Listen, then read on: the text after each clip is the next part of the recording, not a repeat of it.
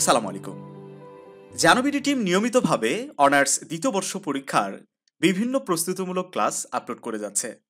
Last ক্লাসে আমরা এমন একটা ফরম্যাট নিয়ে আলোচনা করেছিলাম যে ফরম্যাটটা ফলো করে যে কোনো ধরনের লেটার অ্যাপ্লিকেশন অ্যান্সার করে আসা যায়।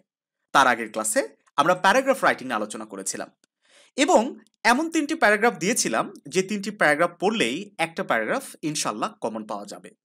তো এই গুরুত্বপূর্ণ ক্লাসগুলো যারা মিস করেছো তারা অবশ্যই আই বাটনে ক্লিক করে সেই ক্লাসগুলো করে নিবে।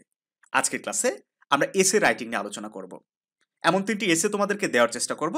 আশা করছি এই 3টি পড়লেই একটা কমন পাবে।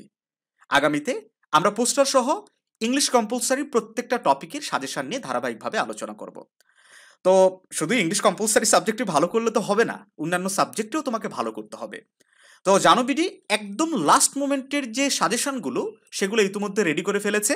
তো এই সাজেশনগুলো যারা এখনও সংগ্রহ করনি অবশ্যই স্ক্রিনে দেওয়া হোয়াটসঅ্যাপ নাম্বারে যোগাযোগ করে এই সাজেশনগুলো সংগ্রহ করে নিতে পারো।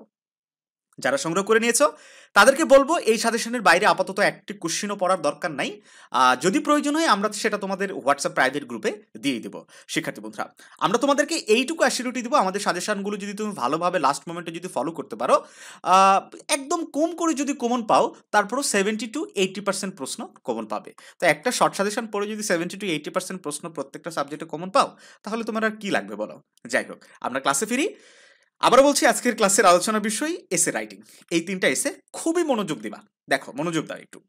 Climate change and it's effect on আস, অথবা ন্যাচারাল ক্লাইমেটিস ইন বাংলাদেশ, দুইটা একই, ঠিক আছে?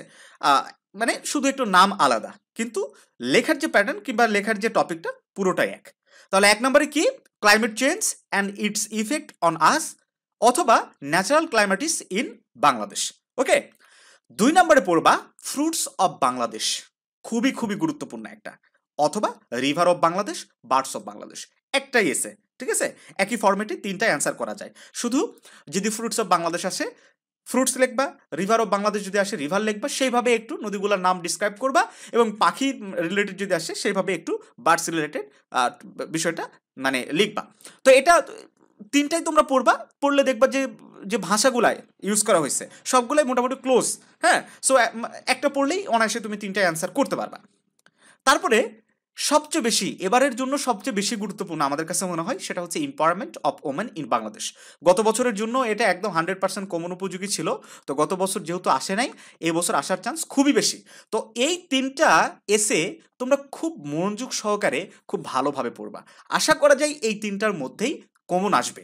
তবে পরীক্ষার 2 থেকে 3 দিন আগে কিংবা 1 দিন আগে যদি আমাদের কাছে মনে হয় যে না আরও এক্সট্রা 2-1টা মানে এসে তোমাদেরকে দেওয়া প্রয়োজন, সেটা আমরা আমাদের ইউটিউব চ্যানেলে দিয়ে দিব।